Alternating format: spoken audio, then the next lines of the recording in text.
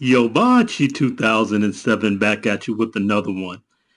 And we've got to have some more discussion about how the swirlers and divestors and a lot of black women in general stay on code for Zaddy.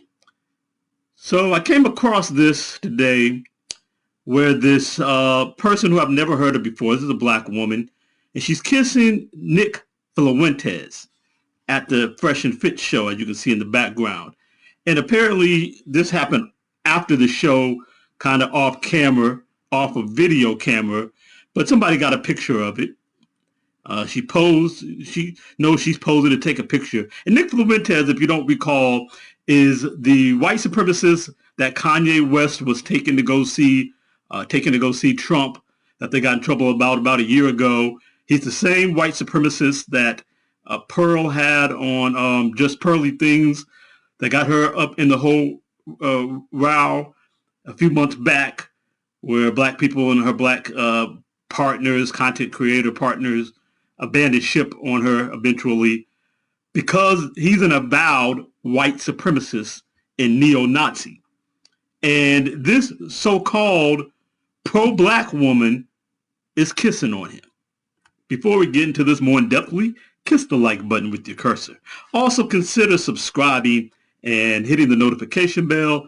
Help me with the algorithm and help this channel to grow. We'll really appreciate it, and we'll get right back to the program. So moving forward on this, let's take a look. We're going behind the scenes of my channel again. I'm going to show you a video that probably should come out before this one, but I don't know for sure, about Cynthia G.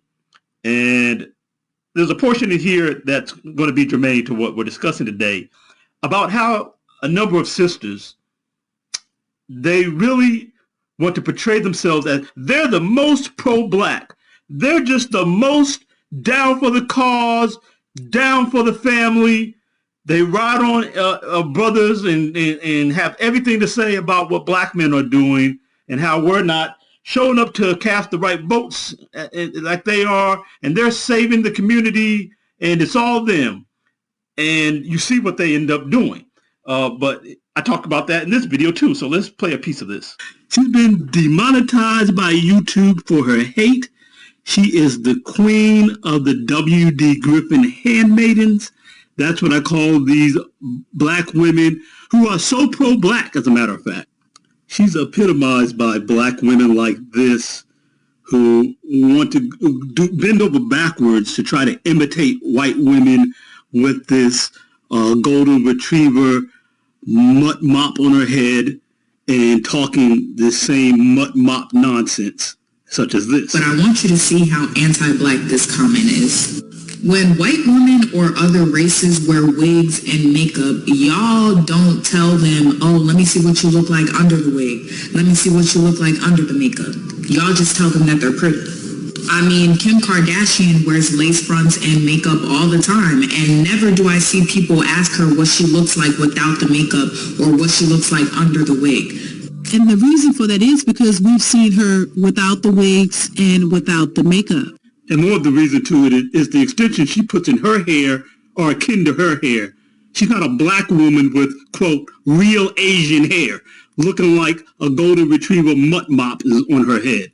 And this response is a great response to that type of nonsense. Asking a woman to go natural equals anti-black. Wearing long, straight blonde wig equals pro-black. And this is the kind of pro-black that we find in Cynthia G. And it's the kind of pro-black we find with all of these gender studies, they, them, intersectionality, fourth wave feminist type of black women who think from that type of mind frame, who come from the intersectionality school of thought and this kind of gender neutral, gender fluidity mind frame, and men and women are the same, and women are just such victims and they're fighting the patriarchy. This is what their pro-black looks like. And this also all reminds me of this campaign 2 years ago from Black Lives Matter, which is the organization Black Lives Matter. I'm not talking about the cause or or just using the chant, or those of us who stand up against police brutality, race-based police brutality. I'm talking about the organization called the Black Lives Matter Global Network, BLMGN, and they were founded by those very types of women. They're expressly queer Black women who talk a bunch of gender studies, feminist, intersectionality nonsense, and gender fluidity type stuff. And they put out this campaign, and let's take a look and listen to it.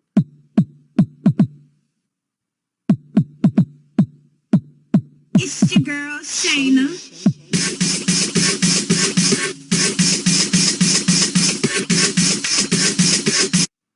All right, so you saw that buffoonery, and let's get back to the top. Oh, keeps moving. All right, hold on. I'm going to scroll. Black Lives Matter twerk on Washington. Black Lives Matter Network, Global Network, MLK Artist Series. Twerk on Washington is the declaration of freedom and healing, advocating for the decolonization of over-sexualizing Black women's bodies. They're here to fight against over-sexualizing Black women's bodies.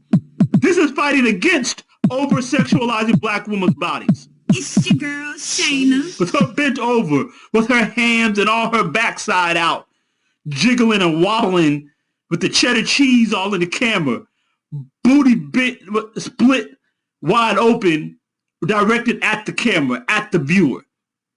They're here to decolonize Black women's over-sexualization. This is their pro-Black, disrespecting MLK and looking like a bunch of fools and buffoons before the world. That's what they went out here and did. And tried to pretend like they're representing us. This is their foolishness. And bestiality, humping a duck. Yeah, and this is my response too. That's the face I give to this whole campaign. So back to this pro-Black who is kissing up on the white supremacist Nazi. Let's let O'Shea Duke Jackson tell us a little bit more about her. And if you look at her Instagram page, you will see a lot of content that would indicate that she has a level of Afrocentric vibes, especially this photo here, where she has on the African garb and it almost looks like African print attire pants. And she says this: on this day of celebration, I honor my ancestors. I acknowledge our past and future. I sing praises to God and dance as David did. Happiest Juneteenth. That sounds very... That's honoring our ancestors. Sucking up on a white supremacist. This is them. That's their pro-Black with black fist in the air, honoring the ancestors. And let's hear her excuse making about it. In her apology, and she did actually apologize for it. I'm going to play this small clip and then I'm going to come back. Like, it was an ambush. It was to make us look stupid. It was to make us look bad, and I looked stupid. Like, and I don't like I don't like that. So the plot. Notice how this is going to be all about how she's a victim, how somebody did something to her that none of it explains why she's kissing this white supremacist, clearly of her own free will. But somehow she's the victim, and the only thing she's worried about here is how she looks. Was to get us in this round table to make us all look stupid because we had no idea what we were going to be talking about in the first place. Did any of us ask? No. Kissing him on the cheek was a mistake in itself, in the sense of I literally sat at a table with a white boy who is disgusted of my existence. And then I take a photo with him laughing and smiling and kicking. That was dumb. Dumb is not the word. That is some mammy stuff. That is mammy on the plantation. And Massa says, come sit by me, little mammy. Come sit by me, Kizzy, on the porch here and get close to Mr. Master. Come sit by your master. You know how much I love you. But this goes to the point I was making when I posted this early in the day before I saw this on Twitter. I had already posted this. This is I talked about the official Swirler playlist on YouTube. If he's right, then he's all right. And you could even go to my page if you want. If you want to follow me on Twitter, I post a lot of my stuff on there. It's a good way to get notification on my content. Yobachi without the 2007. But this playlist, obviously, you can just go to my page. And it's just me posting that and go to playlist. And there it is. It's the newest one that I just posted today. All right. But getting back to this, part of what I said here, dustiness ignored and black women get on code when it's Zaddy. And why? Because if he's white, then it's all right. So they're pro-black until Zaddy comes around and they're kissing up on him. But these are the women who think they are in a position to tell brothers how we need to move in the world, how we need to show up and vote the way they want, how we're not protecting our community. How is she protecting our community by giving herself over to a white supremacist like a plantation mammy? You're not protecting the cultural heritage of our community. You're not protecting the reputation of our people.